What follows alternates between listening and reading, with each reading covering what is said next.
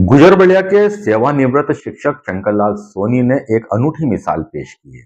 उन्होंने मृत्यु के पश्चात देहदान करने की लिखित में घोषणा की है।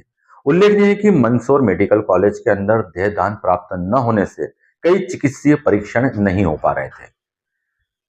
शंकरलाल सोनी के द्वारा इस लिखित देहदान की घोषणा करने के बाद गांव के अंदर एक उत्साह का माहौल है और समाज के अंदर भी एक अच्छा संदेश गया है।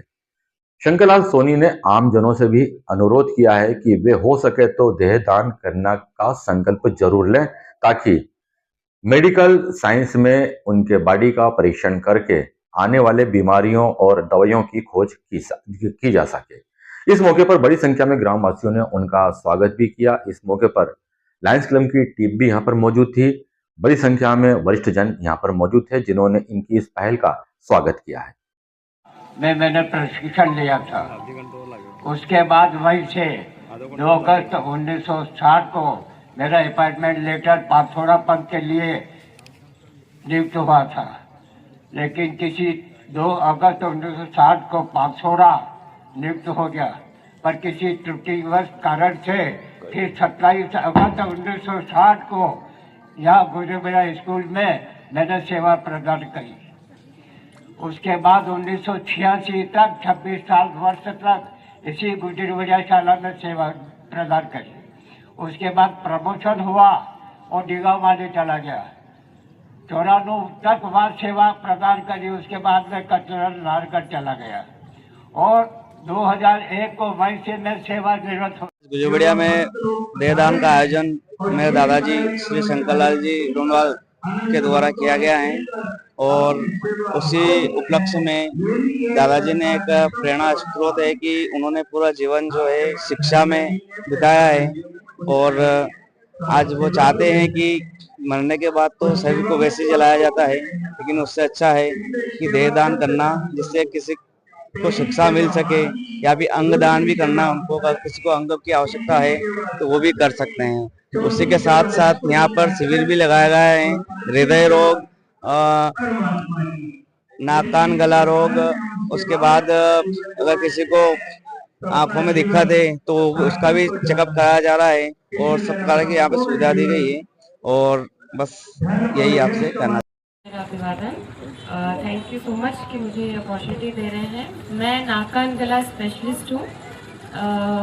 मैं इतना ही कहना चाहती हूँ कि अपन नाक कान गले को भी काफ़ी इग्नोर ही करते हैं कि थोड़ी सी समस्या है या कान से पानी बह रहा है तो उसको अक्सर हमेशा अवॉइड ही करते हैं कि ठीक है, ठीक हो जाएगा।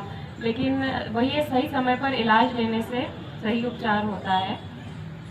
एवं जब मौसम बदलता है तब इसकी समस्याएं ज़्यादा होती है, तब भी हमें इसकी केयर ज़्यादा करनी है और समय पर दिखाना चाहिए। धन्यवाद। जो देहदान का जो कार्यक्रम किया है उससे प्रेरणा लेकर और भी गांव के युवा जो जागरूक होंगे उनको मैं भी 2 शब्द कहकर उनको जागरूक करूंगा। धन्यवाद।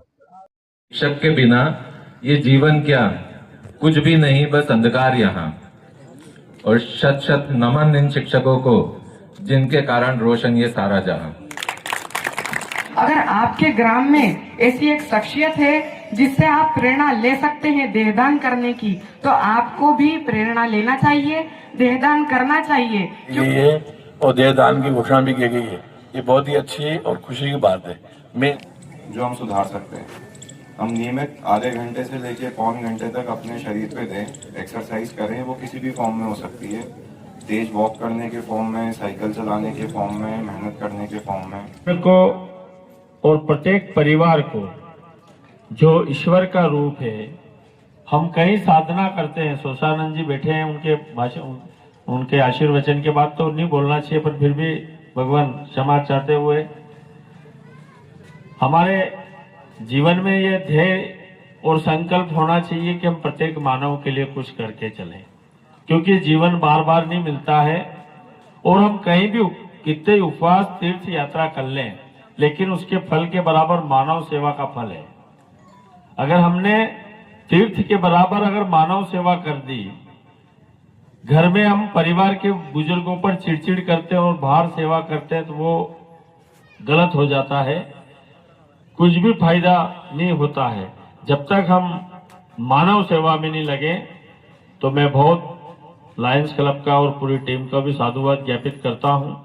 और जो देहदान है, मैं 2004 में मल्हारगढ़ नगर परिषद का अध्यक्ष था, जब रामचंद्र जी प्रजापत उन्होंने देहदान किया था, अशोक जी दत्त ने, लेकिन उसमें से एक हस्ती रामचंद्र जी प्रजापत का देवसान हो गया।